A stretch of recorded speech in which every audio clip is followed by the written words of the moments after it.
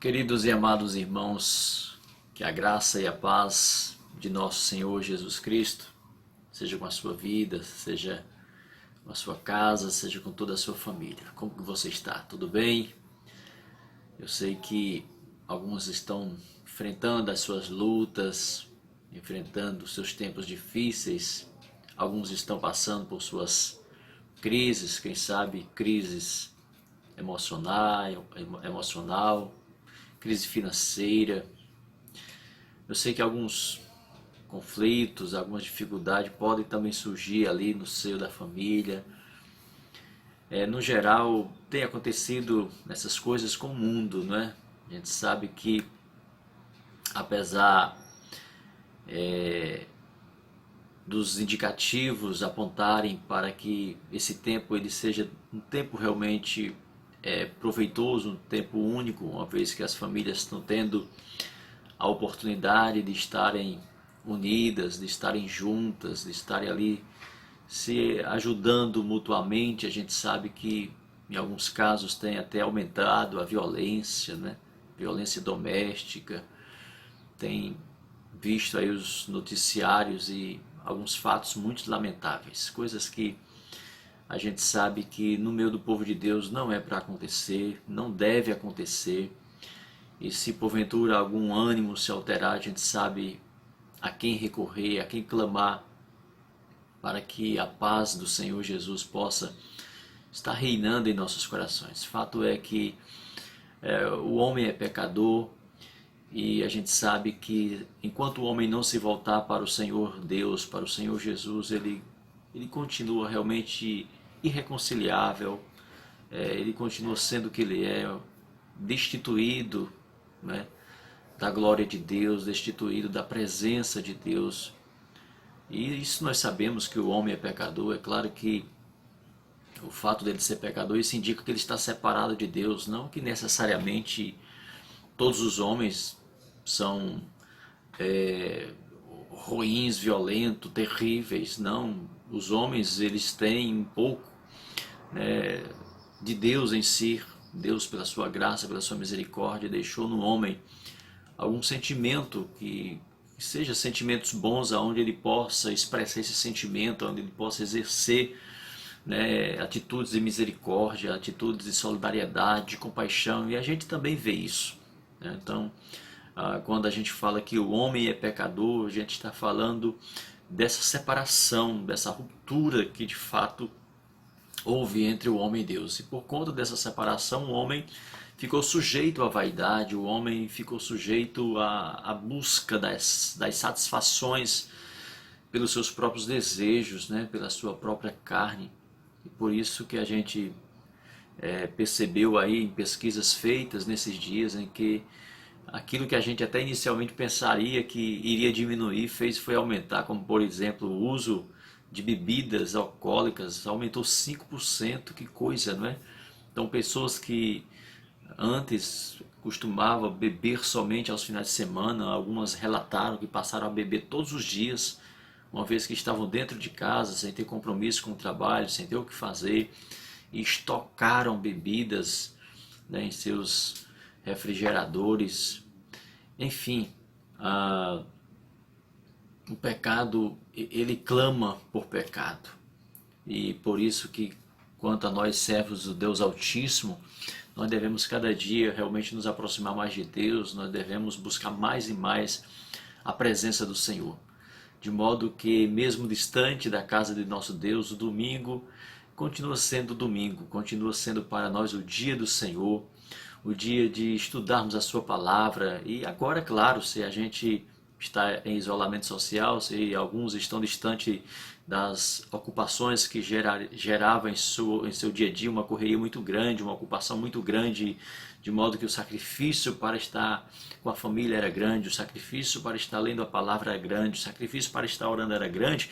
Agora está tendo esta oportunidade realmente e deve ser aproveitado. Então, não é diferente com o dia do Senhor. Nós temos que realmente dedicar esse dia especialmente para o louvor, para a adoração ao nosso Deus, para o estudo da palavra. E eu espero que nesta manhã, mais uma vez, o seu coração esteja completamente aberto para receber a palavra de Deus, para aprender do Senhor. E nós vamos continuar aqui com o livro do profeta Daniel, não necessariamente com o livro, né? Não necessariamente com o estudo do livro do profeta Daniel.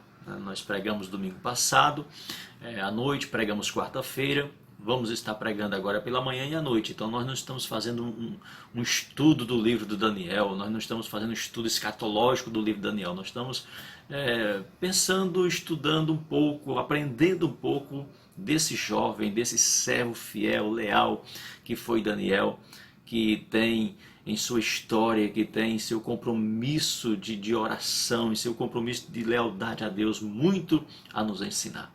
E mais uma vez eu quero ler o versículo que nós lemos domingo à noite, que é Daniel capítulo 1, versículo 8 e versículo 9, e também Daniel capítulo 6, versículo 3, que nos diz assim a santa palavra de Deus. E Daniel propôs no seu coração não se contaminar com a porção das iguarias do rei, nem com o vinho que ele bebia. Portanto, pediu ao chefe dos eunucos que lhe permitisse não se contaminar. Ora, Deus fez com que Daniel achasse graça e misericórdia diante dos eunucos. Capítulo 6, versículo 3 diz: Então o mesmo Daniel sobrepujou a estes presidentes e príncipes, porque nele havia um espírito excelente, e o rei o pensava constituí-lo sobre todo o reino.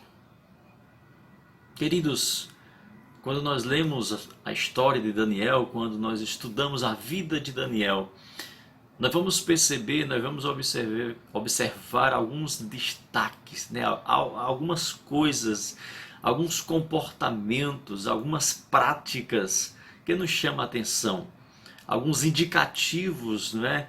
Alguns testemunhos, né, dados pelos próprios inimigos de Daniel, testemunho dado pelo rei, né, que era o seu senhor ali. Então é muito belo quando a gente escuta, né, da boca de alguém ou até mesmo de um adversário a respeito da lealdade, a respeito da fidelidade de uma pessoa a Deus. E é interessante que são os adversários de Daniel, aqueles que tinham inveja dele, inveja do espírito excelente que havia nele, inveja do cargo que ele ocupava, da sabedoria, da inteligência que ele tinha, que afirmavam, que testemunhavam da fidelidade que Daniel tinha para com Deus. Então, é dito no texto sagrado que Daniel tinha um espírito excelente, um espírito de sabedoria que excedia todos na Babilônia. E esse testemunho é interessante, que ele é dado realmente por pessoas que não fazem parte, por pessoas que não comungavam necessariamente da fé de Daniel. Certo? Então eles atribuíam essa sabedoria ao espírito dos deuses, né? Ou seja, por serem os babilônicos ou os babilônios, pessoas que não conheciam o Deus de Israel, que não tinham intimidade com as Sagradas Escrituras, com os profetas como Jeremias, como Ezequiel e outros. Então eles, tudo que sobressaíssem sabedoria, sobressaíssem inteligência, sobressaíssem em algo extraordinário, em algo sobrenatural, eles atribuíam aos deuses, né? Aos espíritos dos deuses. Então esta atribuição que eles de vez em quando faziam, quando eles apontavam para Daniel, então nada mais era do que uma exaltação indireta, né, ao nome soberano de Deus, que atuava, que habitava na vida de Daniel. Então essa sabedoria, queridos, nós sabemos que era resultado da sua vida com Deus antes mesmo desses acontecimentos em Babilônia. Razão pela qual ele era determinado nas suas escolhas. Por isso que o rei não contou conversa, né? Colocou Daniel sobre todo o reino ali da Babilônia, né? Colocou realmente ele para administrar, porque via nele esse espírito de atitude, de sabedoria, de determinação e tudo isso vinha realmente de Deus. Então as atitudes de Daniel foi resultado da vida ou da sua vida de oração e de intimidade com Deus.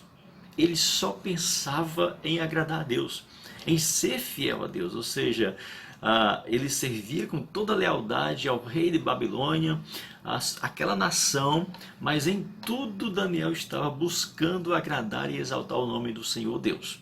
Então Daniel, é claro que ele não desenvolveu sua vida de oração na Babilônia, em uma ação desesperadora de quem estava exilado, de quem está correndo risco de vida e se vê sem crédito diante de Deus. Então, no ato de desespero, Deus me socorre, Deus me dá inteligência, Deus me dá saber, a partir de agora eu vou fazer isso. Não, o costume de casa, o costume da prática da vida de Daniel em casa, ele leva para a Babilônia. É assim que funciona. A vida de Daniel na Babilônia é uma continuação ininterrupta da vida que ele tinha enquanto estava em Judá. Ainda muito jovem, como servo de Deus, Daniel deve ter ouvido certamente o profeta Jeremias. Não sei se ele era um talmidim, né? Talmidim é o plural da palavra talmid, que no Novo Testamento se traduz por discípulo. É interessante a história dos talmidins. Se você quiser conhecer um pouco mais, é só ler o livro Talmidim, Passo a Passo de Jesus. Então é muito interessante. Então talmidim era os discípulos de um mestre, de um rabino. Na cultura judaica, isso se dava a partir dos 6 anos de idade.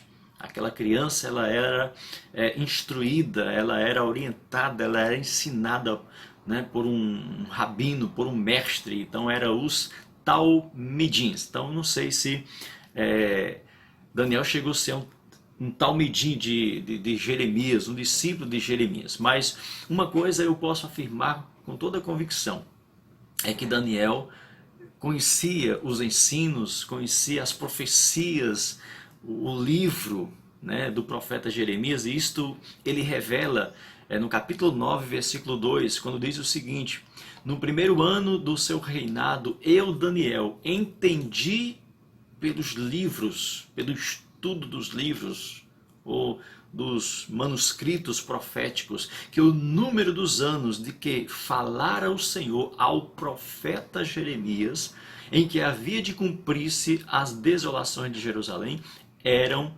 70 anos. Então, Daniel estava ali, era contemporâneo de Jeremias. Daniel viveu esse cativeiro, Jeremias profetizou este cativeiro, Jeremias, né? Então, é provável que Daniel tenha bebido ali diretamente da fonte de Jeremias. Então, queridos, em nossa vida não é diferente. O que estamos vivendo hoje é um reflexo do que vivemos ontem. Então, o que Daniel estava vivendo na Babilônia, no que tange a sua vida de oração, de lealdade, de fidelidade, era resultado. Era resultado do que ele tinha vivido em Judá. É claro que não significa necessariamente que alguém que, de repente, por uma razão, como foi a razão dos judeus, terem sido levados para a Babilônia por conta de infidelidade, por conta de teimosia, não significa dizer que eles ali não tiveram a oportunidade, né, de se voltarem para Deus, até mesmo porque Deus na Babilônia não os abandonou completamente, né? Deus continuou falando. Não é por acaso que Daniel foi levado e outros servos fiéis foram levados para poder despertar o seu povo, para poder, diante da Babilônia, fazer aquilo que eles não fizeram, muitos não fizeram enquanto em Judá, engrandecer e exaltar o nome do Senhor. Então, talvez para alguns, estes dias estão sendo como qualquer outro já vivido antes do isolamento. Para outros, no entanto, estes estão sendo dias por demais pedagógicos, ensinadores, dias de esclarecimento, dias de discernimento e de despertamento.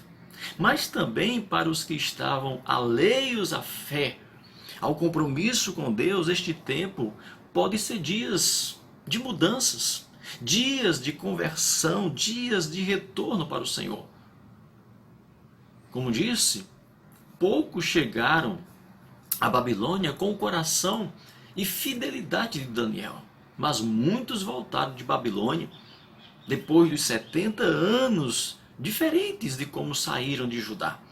O cativeiro, o sofrimento ali, ajudou alguns, ou promoveu, permitiu com que alguns refletissem, com que alguns reconhecessem as profecias de Daniel, as profecias de Jeremias e de Ezequiel.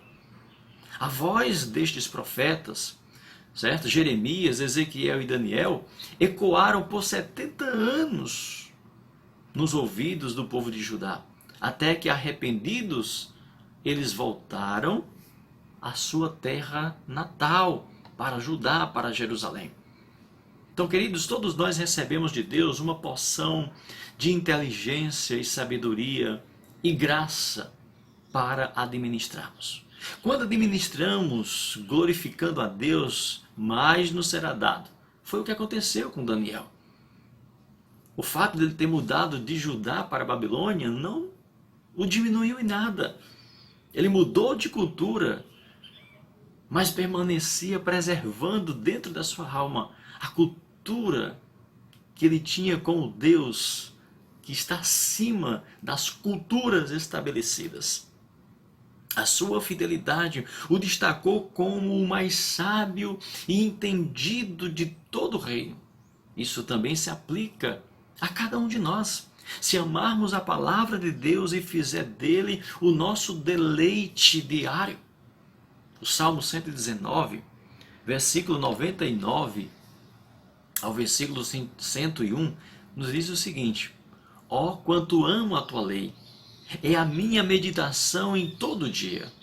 Tu, pelos teus mandamentos, me fazes mais sábios do que os meus inimigos. Deus, pelos seus mandamentos, nos faz mais sábio do que os nossos inimigos, pois estão sempre comigo. Tenho mais entendimento do que todos os meus mestres, porque os teus testemunhos são a minha meditação. Os mestres, alguns mestres, sacerdotes e outros, ficaram para trás, enquanto Daniel, um jovem, se destacou em sabedoria, em graça, com um espírito excelente, porque amava a lei de Deus, porque amava a palavra de Deus. Entendo mais do que os antigos, do que os idosos, porque guardo os teus preceitos. Desviei os meus pés de todo o caminho mau, para guardar a tua palavra. Daniel tinha tempo para Deus, antes do cativeiro, em meio ao cativeiro e depois do cativeiro. Nada impedia Daniel de manter a sua devoção, de manter os seus momentos com Deus. Ele não orava quando dava certo, quando sobrava tempo, ou não estava cansado, ou quando uma situação difícil o abatia, ou mesmo somente quando estava tudo bem. A oração era o seu deleite, era a sua prioridade, era a parte essencial da sua vida. Fazia parte do seu pão nosso de cada dia. Ele se deleitava no Senhor. Salmo 37, versículo 4, não se aplica a um momento de prazer em Deus quando se está interessado em receber algo dele. É um ato contínuo. O Salmo 37, versículo 4 diz: deleita-te no Senhor e Ele concederá os desejos do teu coração. Ou seja, não é um deleite em algum momento esporádico, solto, perdido. É um deleite contínuo. É um deleite, é um prazer de obediência às ordenanças, ao estar com Deus, ao estar aos pés do Senhor, lendo, meditando em sua palavra. Deus, queridos irmãos, nos dá sabedoria e inteligência. A forma como nós usamos e empregamos esta sabedoria e inteligência e graça definirá determinantemente o nosso futuro. É desejo de Deus que haja em cada um de nós um espírito excelente, um espírito de inteligência, sabedoria e graça. Essa graça, é claro, fala muito mais da nossa intimidade com o Senhor do que propriamente conhecer o Senhor. Conhecer o que o Senhor fala a nosso respeito. Pelas Escrituras. 2 Pedro capítulo 3, versículo 18 diz: antes, crescei na graça e no conhecimento. Não são somente informações, não são somente indicações. Antes crescer na graça e no conhecimento. Graça e conhecimento fazia parte da vida de Daniel. Ele orava constantemente e estudava as Escrituras. Não era uma vida religiosa para descargo de consciência. Não era um viver religioso movido por superstições, por medos. Se eu não fizer isso, se eu fizer isso, se eu não fizer, eu vou sofrer as consequências. Se eu não fizer, eu vou ser castigado. Se eu fizer, eu não vou. Não era necessariamente atitudes dentro desse enquadramento, desse regramento, muitas vezes imposto por nossa consciência pecaminosa ou religiosa. Era antes um deleite, um prazer nas Escrituras que resultava numa vida de oração. Então, não era uma busca por promessas quando ele ia a palavra, as Escrituras estudar. Ele disse: olha, eu entendi, eu tive discernimento a respeito desse cativeiro, a respeito desses 70 anos. O meu discernimento foi a partir do estudo dos livros, da palavra. As pessoas, elas querem as coisas prontas, as coisas fáceis, ou sempre de um modo sobrenatural. Algo fora do entendimento humano, uma visão, uma revelação, um sonho, alguma coisa assim. Mas Daniel entendeu o cativeiro, Daniel compreendeu o seu tempo, a sua época, através dos livros dos quais o profeta Jeremias havia escrito. Aquilo que Deus havia falado com o profeta Jeremias fez com que Daniel, estudando, compreendesse o tempo do cativeiro, que seria de 70 anos. Então o nosso tempo que nós estamos vivendo hoje, ou o tempo que vamos viver, os sinais que surgirão, nós iremos discernir, nós iremos compreender aquele tempo, não porque alguém vai apresentar com uma profecia, com uma revelação, com uma visão, com um sonho. Nós vamos entender, nós vamos compreender o que estamos vivendo, o que estamos passando hoje, a partir das Escrituras Sagradas. Porque a palavra de Deus se renova a cada dia, se renova a cada instante. Então Daniel não ia para a palavra, como nós não devemos ir para a Bíblia, em busca de promessas, em busca de palavras que pudessem se apropriar e cobrar de Deus alguma coisa. Não era uma busca por recompensa. Muitas pessoas hoje vão para a Bíblia em busca de promessas, em busca de recompensas. Tem até aqueles que, descobri que Deus escreveu isso, que está escrito isso a meu respeito, eu vou agora cobrar de Deus. Deus tem que fazer isso que Ele disse que ia fazer. Meus irmãos, se nós tivermos que lembrar a Deus de fazer alguma coisa, só se for lembrar para Deus castigar mais a gente. Porque é o que nós merecemos, é o que os nossos atos merecem, é juízo, é justiça. Então nós devemos realmente pedir misericórdia e compaixão a Deus. E não exigir nada de Deus, e não buscar nas palavras de Deus, na lei de Deus, um habeas corpus, uma permissão para a nossa liberdade de pecar, ou para buscar na lei de Deus algum argumento para assegurar o nosso direito, para assegurar a nossa guarnição, a nossa proteção. Enfim, estudar a vida de Daniel, queridos, sem pensar em ter uma vida como ele, uma vida de renúncia, de desafios e comunhão com Deus, de paciência e perseverança em reconhecer o tempo de Deus, em reconhecer a justiça de Deus e a sua vontade, é no mínimo sem nexo com as Escrituras, que infelizmente é o que muitos religiosamente vivem hoje. Uma vida religiosa sem conexão com as Escrituras, sem unidade com as Escrituras, desprovido das Escrituras. Daniel era um intercessor. Ele se colocava no lugar dos outros. Ele se incluía nas suas fraquezas e pecados. Interceder é fazer ponte. Interceder é assumir o dano, a afronta do outro. Se assim não for, a simples observação da vida de Daniel nos torna tão infrutífero, tanto quanto se não estudássemos ou pregássemos sobre o mesmo. Deus nos chama para sermos como Daniel, em meio à nossa geração que cambaleia para a morte, em meio à nossa geração que não sabe discernir o tempo, que com a sua ciência são capazes de dizer hoje vai chover, amanhã não vai chover, vai acontecer um terremoto aqui, outro ali, com magnitude X, mas não são capazes de discernir que Deus está agindo, que Deus está trazendo o seu julgamento, que o mundo está sendo preparado para o dia do juízo, não são capazes de perceber que a vida aqui na terra está chegando ao seu fim. Pelo contrário,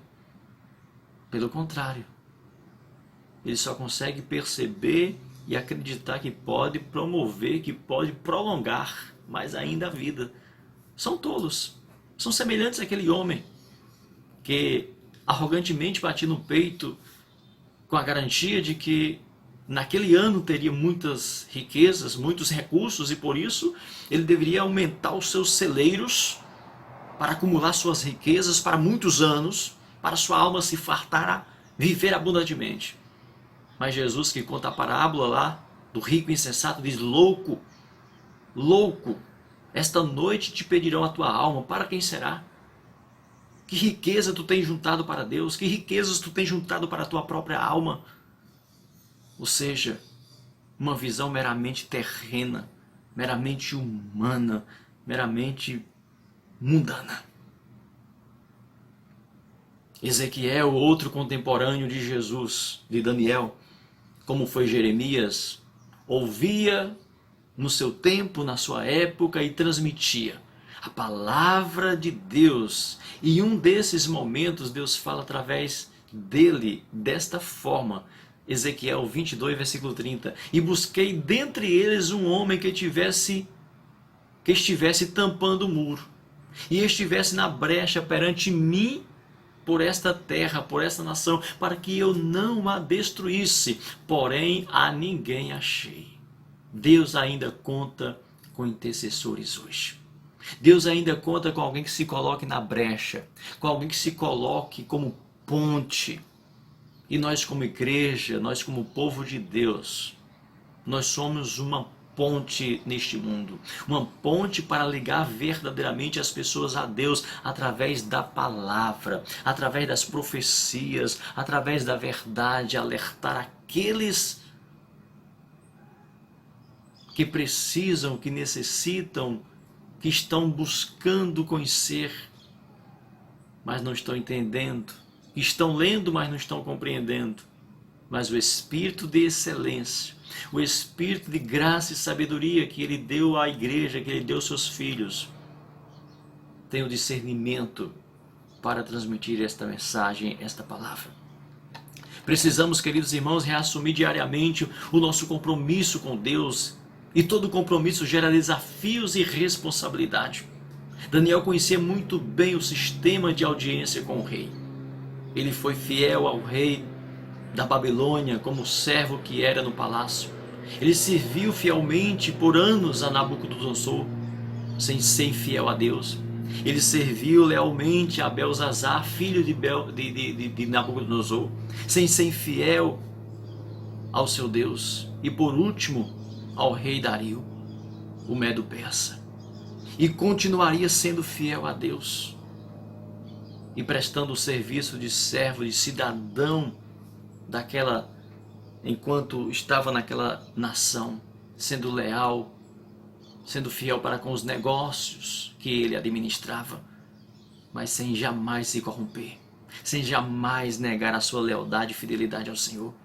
Então não é por acaso que o texto sagrado diz que 3 vezes ao dia ele tinha uma audiência com o Rei dos Reis e Senhor dos Senhores. Isso expressa o zelo que o mesmo tinha por Deus, com a casa do Senhor, ao se voltar nestes momentos de oração para Judá, onde estava o templo de Deus, mesmo que destruído, ele abria lá as janelas do seu quarto, que dava em direção ao templo em Jerusalém. Eram 3 audiências que não falhavam, que era reconhecida, que era vista pelos seus próprios inimigos. O desafio de ter uma vida santa de oração com Deus atraiu inimigos a Daniel. Ele era tão justo, como nós já falamos, tão íntegro em seus negócios no palácio, que os seus acusadores tiveram que tramar um decreto do rei fazendo a proibição de que no espaço de 30 dias ninguém dirigisse petição a outro Deus, senão somente ao rei Dario. Era uma forma de derrubá-lo da posição que ele se encontrava. Era uma forma de matá-lo, fazendo com que o rei estabelecesse este decreto. O rei não tinha conhecimento desta prática ainda de Daniel, mas aqueles que estavam mais próximos ali acompanhando sabiam. Conforme está lá em Daniel capítulo 6, versículo 8 ao versículo 11. O versículo 10 do capítulo 6 diz assim: Daniel, pois, quando soube que o edito estava assinado, quando o rei foi convencido ali pelos administradores, colegas de Daniel, de que aquele negócio seria bom fazer, aquele decreto, aquele edito, e quando o rei assim selou com o seu anel, Daniel saiu dali da presença do rei. E como de costume diz o texto, entrou em sua casa, orava no seu quarto, janelas abertas do lado de Jerusalém. 3 vezes no dia se punha de joelhos e orava e dava graças diante do seu Deus, como também antes costumava fazer. Daniel apenas continuou a fazer o que ele já fazia antes. Os seus inimigos conheciam tão bem a sua intimidade e fidelidade com Deus que tinha certeza absoluta de que ele não deixaria de fazer o que de contínuo já fazia, que era orar a Deus, que era buscar a face de Deus, que era quando ele retornava das suas atividades no palácio, das suas obrigações de servo ali do rei, de administrador daquela corte. Ele de contínuo fazia a sua oração ao Senhor naqueles 3 espaços de tempo. O que diz os inimigos, seus inimigos ou amigos da sua vida de oração e fidelidade a Deus? Eles o vê como alguém que facilmente negaria ao Senhor? Sua oração não foi um desafio ao rei, não foi um insulto, não. Mas os inimigos de Daniel, que procuravam ocasião para acusá-lo diante do rei de algum desvio, de alguma corrupção, disseram: olha, nesse Daniel ninguém encontra nesse homem falha, erro algum para acusar diante. Só tem um jeito, se nós procurarmos na lei dos... E eles sabiam que a fidelidade, que a lealdade, que a intimidade de Daniel com Deus, a vida de oração de Daniel com Deus não poderia ser interrompido nem mesmo pelo decreto do rei. E por isso eles tramam esse decreto.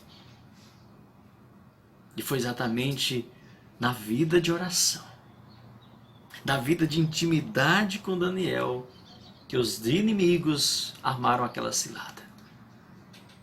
Não sei por que nós reclamamos algumas vezes com verdade que alguém nos acusou, que alguém está nos perseguindo por conta da nossa lealdade e fidelidade. Mas o justo é que seja assim. O bom é que seja assim. Pedro vai falar sobre isso. Que as acusações que pesam sobre nós, elas sejam injustas. Que as acusações que pesam sobre nós sejam resultado da nossa fidelidade a Deus, da nossa lealdade a Deus, porque se estamos sofrendo por conta da nossa fidelidade a Deus, glória a Deus. Mas se a acusação dos inimigos tem fundamento, aí, meus irmãos, é triste, é lamentável. Os inimigos de Daniel não puderam acusá-lo diante do rei, do Dario, porque Daniel era justo nos negócios, na administração. As riquezas, os fundos que ele administrava, ele dava conta direitinho. Ele era fiel a Deus, ele era zeloso a Deus. Então os inimigos disseram: olha, esse Daniel é justo, é íntegro demais. E aí veio a falsa acusação, aí veio a falsa trama para incriminá-lo. Então, quando Daniel fez suas orações, ele não fez com a intenção de afrontar. Aquela intenção, eu sirvo a Deus, eu sou fiel a Deus. Não, não houve aquele sentimento. Como muitas vezes a gente, alguns, para querer mostrar que é fiel, grita, esperneia, pode vir a espada, pode vir o que for, eu não nego meu Deus é tudo. Não. Daniel saiu da presença do rei, com certeza triste por aquela decisão, e ali foi clamar a Deus e certamente pedir misericórdia a Deus por aquele negócio. E os inimigos que já combinado entre si acompanharam Daniel. Com certeza antes eles viam esse ato de Daniel com muita admiração, até com inveja. Puxa, esse homem conversa com esse Deus invisível. Mas agora eles foram com muito deleite, porque era a maneira deles provarem que Daniel quebrou o decreto, o edito do rei. Queridos, a vida cristã não é uma teoria de conhecimentos e capacidades de compreender algo para o reino de Deus. Vida cristã não é saber algo a respeito de Cristo ou mesmo saber pregar algo a seu respeito. É óbvio que todo seguidor fiel de Jesus vai conhecer e desejar conhecer a cada dia melhor a Ele e o seu santo evangelho e toda a Escritura. Mas as Escrituras na prática se autenticam pelo meu viver. A vida cristã é tolerância e justiça. A vida cristã é compreensão e disciplina. A vida cristã é ação e longanimidade. É domínio próprio e gratidão. É amor e verdade. E é claro que a palavra de Deus produz isso. Quando a palavra de Deus é aplicada às nossas vidas, ela produz isso. A palavra de Deus, a graça de Deus nos ensina a vencer toda a impiedade, toda a injustiça, toda a maldade. Vida cristã só com a teoria do conhecimento do que é certo e correto se assemelha ao viver dos fariseus, que não toleravam os fracos na fé, nem se colocavam no lugar dos fracos e desprovidos da mesma capacidade. Então não é só saber da verdade, não é só responder a uma pergunta que ele faz a respeito da verdade, mas antes viver esta verdade, comungar com esta verdade, ser visto pelos de fora como alguém que realmente ama esta verdade, como alguém que realmente é capaz mesmo de morrer por esta verdade, porque faz parte da sua vida, como fazia parte da vida de Daniel, a sua vida devocional. Ele não voltou daquela audiência com o rei naquele dia terrível, lamentando, reclamando, como que pode, que injustiça, Senhor, como que assina um negócio desse, como que faz uma maldade dessa. Nem se defendeu lá diante do rei. Não, voltou para casa e foi fazer o que de costume ele fazia, clamar a Deus, apresentar sua vida a Deus. Queridos irmãos, só uma vida de oração piedosa e consistente nos fará um pouco melhor e um pouco mais parecidos com Cristo, porque quando oramos nos sentimos no dever de colocar em prática o que oramos a Deus. A oração é externar realmente e apresentar a nossa vida, as nossas fraquezas, os nossos sentimentos, é trazer também as outras pessoas para aquela audiência, apresentando-as diante de Deus, pedindo misericórdia e compaixão, entendimento, sabedoria para as mesmas, ou seja, o ambiente da oração, a sala da oração é um ambiente de transformação da nossa vida.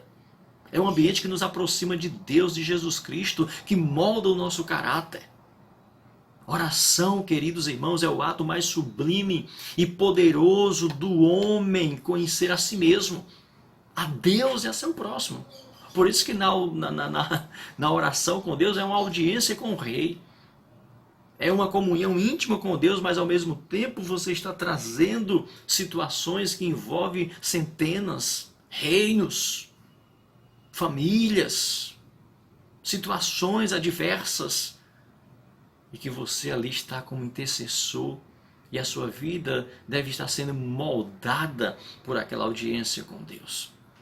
A oração muda as nossas vidas. A oração, como disse na quarta-feira, não é um ato na tentativa de mudar a Deus, de mudar os planos de Deus. Não, é mudar a nós mesmos, a nossa vida. Por isso o grande apelo de Paulo aos Filipenses, uma igreja já conhecida pelos seus atos de misericórdia e alegria em servir aos obreiros do Senhor. Ainda assim, Paulo lhe dizia o seguinte, Filipenses capítulo 2, versículo 4 ao 7, não atente cada um para o que é propriamente seu, mas cada qual também para o que é dos outros, de sorte que haja em vós o mesmo sentimento que houve também em Cristo Jesus, que sendo em forma de Deus, não teve por usurpação ser igual a Deus, mas esvaziou-se a si mesmo, tomando a forma de servo, fazendo-se semelhante aos homens. Oração é também um ato de esvaziamento das nossas presunções e vaidades e conhecimento da justiça e juízo de Deus sobre nós. Quando oramos a Deus, tomando Jesus como exemplo de submissão e humildade, passamos a entender melhor as fraquezas e necessidades dos outros. Pois na oração sincera a Deus, Ele nos faz enxergar quem realmente somos. Quando oramos a Deus, desejosos de que a sua vontade seja feita, desejosos de que glorifiquemos verdadeiramente o seu santo nome, e não naquela busca desesperada pelas nossas próprias satisfações, sentimos que realmente estamos cumprindo a vontade de Deus e que as nossas orações não são meras formalidades, que apesar das palavras rebuscadas, não passa de vãs repetições. Deus deseja que tomemos posse desse Espírito excelente. Este Espírito está intimamente ligado ao nosso desejo de conhecer Deus e fazer a sua vontade. Daniel tinha consciência da excelência desse Espírito, como sendo algo totalmente inerente à sabedoria e poder que emana de Deus. Sua vontade e propósito na excelência das coisas. Daniel, em momento algum, queridos, tomou para si a glória, a parte do reconhecimento de que o Espírito excelente era de Deus e que o propósito era engrandecer o nome de Deus e fazê-lo conhecido em toda a Babilônia. Deus nos deu um Espírito excelente para lhe servir de testemunho, não para sermos grandes diante de quem quer que seja. Quando, no seu primeiro sonho, Nabucodonosor, enfurecido com todos os sábios, magos e encantadores do reino, decidiu matar então a todos por não interpretarem o seu sonho, Daniel se apresenta humildemente diante do rei e revela para ele a fonte, a parte desta inteligência e sabedoria. E mais, revela também naquele momento a sua humildade em convidar os seus companheiros para orar e pedir a Deus misericórdia e compaixão para que a excelência sempre seja vista como sendo de Deus, do seu Santo Espírito, que revela os propósitos e desígnios de Deus para os homens compreenderem a sua majestade. Em Daniel capítulo 2, versos 16 ao 23 está escrito assim, queridos: E Daniel entrou e pediu ao rei que lhe desse tempo para que ele pudesse dar a interpretação daquele sonho que atormentava o grande rei. Então Daniel foi para a sua casa e fez saber o caso a Ananias, Misael e Azarias, seus companheiros, para que pedisse misericórdia ao Deus do céu sobre este mistério, a fim de que Daniel e seus companheiros não perecessem juntamente com o restante dos sábios da Babilônia. Uma pausa aqui nesta leitura. Olha que coisa linda. Então Daniel foi para a sua casa. Queridos, como é bom ter alguém com quem podemos contar, com quem podemos orar juntos e ouvir a vontade de Deus sendo manifesta. Como é bom poder voltar para casa e encontrar amigos, e encontrar a família. Isto é igreja. Daniel se reúne com a sua igreja da época, composta naquele momento por ele e mais 3 companheiros, e clamam ali a Deus, e Deus os ouve. Naquele momento de tensão, de medo que estava em Daniel, que estava em todos os sábios de perder a vida, Daniel volta para casa, pede aquele tempo ao rei, e lá encontra os seus 3 companheiros. E lá eles se ajoelham, lá eles clamam a Deus. E olha o que acontece na continuidade da leitura. Então foi revelado o mistério a Daniel numa visão de noite. Eles oram, eles clamam. Aparentemente, naquele primeiro momento do clamor, não aconteceu nada, não houve terremoto, não houve visão, não houve revelação. Mas depois daquela submissão, daquela atitude de prostrar-se, aquela família, aquela igreja reunida ali, formada por aqueles 4 jovens. Então foi revelado o mistério a Daniel numa visão de noite. Então Daniel louvou o Deus do céu.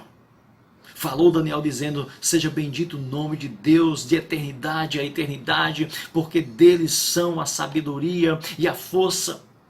E ele muda os tempos e as estações. Ele remove os reis e estabelece os reis. Ele dá sabedoria aos sábios e conhecimento aos entendidos. Ele revela o profundo e o escondido. Conhece o que está em trevas e com ele mora a luz. Ó Deus de meus pais, eu te dou graças e te louvo, porque me deste sabedoria e força.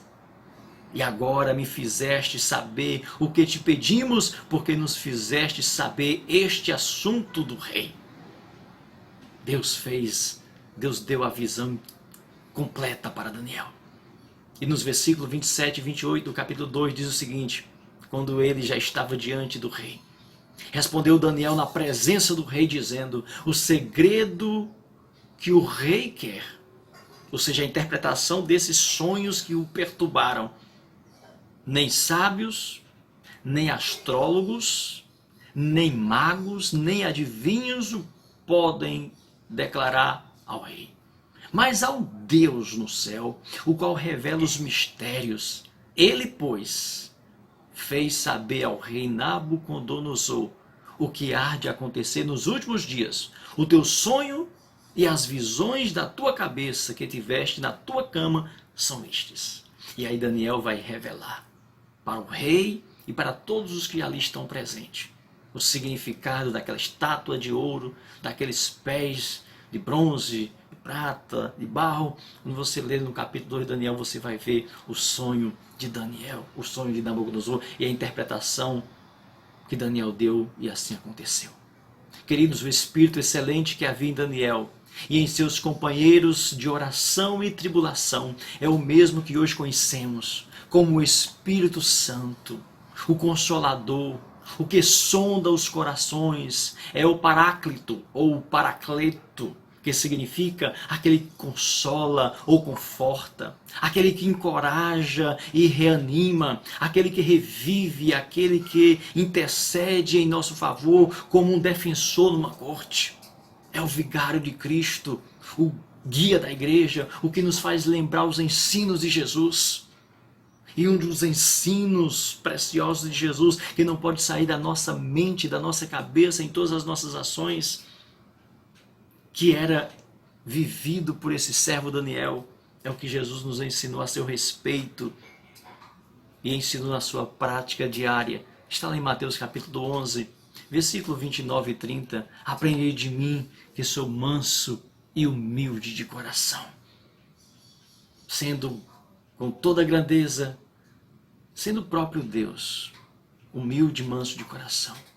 Não devemos ter o desejo de ser igual a ninguém que não seja Jesus. Só Jesus é modelo infalível. Como disse ele mesmo, disse: a ninguém chameis de rabino, a ninguém chameis de pai, porque há um só pai, a ninguém chameis de mestre, porque há um só mestre. Isso colocando que infalível, imutável, puro, santo, só havia Deus. É fácil, queridos, imitar qualquer coisa, mas mansidão e humildade, só Jesus é o verdadeiro exemplo. Isso não nos exclui da responsabilidade como líderes de sermos exemplo para os fiéis, como diz a palavra, e de imitar a fé dos nossos guias. Mas quando nivelamos o nosso modelo de vida pelo homem, vamos falhar ou talvez nos achar em muitos momentos talvez melhores do que os nossos modelos de exemplo, sobretudo se eles falharem conosco. Mas quando nós focamos em Cristo e na palavra, nunca seremos decepcionados jamais. E sempre aprenderemos a humildade e a mansidão para compreender os fracos na fé e tolerá-los. Porque todos nós erramos. Acertamos ou falhamos em coisas semelhantes. Não crie perfeccionismo de perfeição nos outros, quando você mesmo não pode ser o que espera dos outros. E mesmo que esperasse, onde está a sua espiritualidade? De modo que diz a palavra de Deus através do apóstolo Paulo em Gálatas capítulo 6, versículo 1 ao 3. Irmão, se algum homem chegar a ser surpreendido em alguma ofensa, vós que sois espirituais, quem tem o Espírito Santo é para ser espiritual, encaminhar o tal com espírito de mansidão, a mansidão de Jesus, olhando por ti mesmo, vendo a causa com humildade, a humildade de Jesus, para que não sejais também tentado. Levai as cargas uns dos outros e assim cumprireis a lei de Cristo, porque se alguém cuida ser alguma coisa, não sendo nada, engana-se a si mesmo. E nós não queremos nos enganarmos ou enganar a nós mesmos, mas se nós formos trilhados, caminharmos pela palavra e pelo Espírito excelente que habita em nós, certamente seremos bênçãos. O desejo de Deus é que todo aquele que crê receba este Espírito excelente, que está presente em todas as páginas da Bíblia. Ele é o Espírito que entrou em Ezequiel e o confirmou na sua vocação, conforme Ezequiel capítulo 2, versículo 1 e 2. E também está nos outros capítulos de Ezequiel, mostrando que ele é o Espírito novo, que ele é o Espírito que dá vida. Ele é o mesmo Espírito de Joel, que Deus derramaria sobre toda a carne que cresce, para que pudesse viver a experiência do novo homem. Ele é o Espírito que recebemos quando cremos para testemunhar de Jesus, tanto em Jerusalém como em Judá, Samaria e até os confins da terra.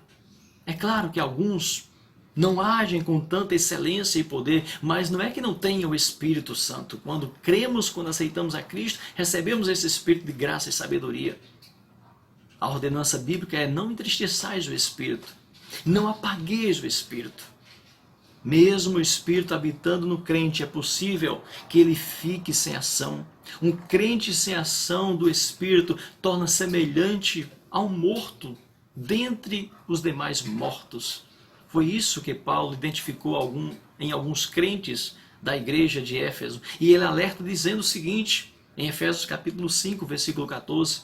Por isso diz: desperta tu que dormes e levanta-te dentre os mortos e Cristo te esclarecerá. Você precisa de esclarecimento, meu irmão? Levanta-te, reage, sai do meio dos mortos. Você é vivo, você não é prédio, não. Você é igreja viva, você é um organismo vivo e não uma organização religiosa. Não deixemos, meus irmãos, o pecado apagar a luz, o brilho do Espírito em nossas vidas. Pois quando isso acontece, o crente fica semelhante ao sal insípido, sem sabor. E o que Jesus Cristo diz? Para nada será proveitoso, senão para ser pisado, espalhado pelo moturo, para os homens pisarem sobre eles. E para encerrar, a sabedoria em Daniel tinha esse diferencial. Ela destacava de todos os médios, adivinhos e magos e astrólogos do rei.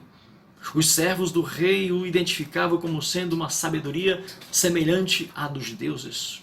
O mundo precisa notar também em nós esse diferencial. A sabedoria de Daniel não era resultado de suas aptidões e dotes pessoais, mas da intimidade que o mesmo tinha com Deus por meio da oração. Ele expressou isto ao tomar a decisão de andar na contramão da maioria. Como nós vimos domingo passado, rejeitar comer do manjar do rei da Babilônia. Daniel tomou, queridos, uma decisão que nenhum homem tomaria com o espírito da razão, do interesse humano ou da ciência, Ou mesmo se essa decisão fosse no meio do seu povo com a sua mesma fé e crença, talvez ainda assim o acusassem, o causasse espanto e críticas. E se pensar no nosso contexto atual religioso, essa decisão, essa atitude de propor no coração em não se contaminar com os manjares do mundo, no mínimo seríamos taxados de radical, quem sabe de santarrão, tradicional e possivelmente até acusado de legalista e fatalista. Isso é uma loucura. Isso não tem nada a ver. Nós vivemos outro tempo, nós vivemos noutra cultura, noutro momento. Queridos, o princípio que norteou a vida de Daniel é o mesmo princípio que deve nortear as nossas vidas. E o espírito de excelência e sabedoria que habitava naquele jovem, naquela terra pagã, naquela nação pagã, é o mesmo espírito. O Espírito Santo, o Espírito sobremodo excelente que habita em nós. No dia de hoje, no tempo de hoje. E que esse Espírito Santo, o Espírito de sabedoria e graça, que conduz a sua igreja, que conduz a nossa vida, possa nos fazer diferentes, possa fazer com que sejamos vistos de fato como Deus espera que sejamos vistos na terra, como servos leais, fiéis ao Deus Todo-Poderoso. E assim a sua igreja possa caminhar até a volta de Jesus. Que Deus abençoe e fortifique a tua vida nesse domingo. Até logo mais à noite com a graça de Deus. Amém.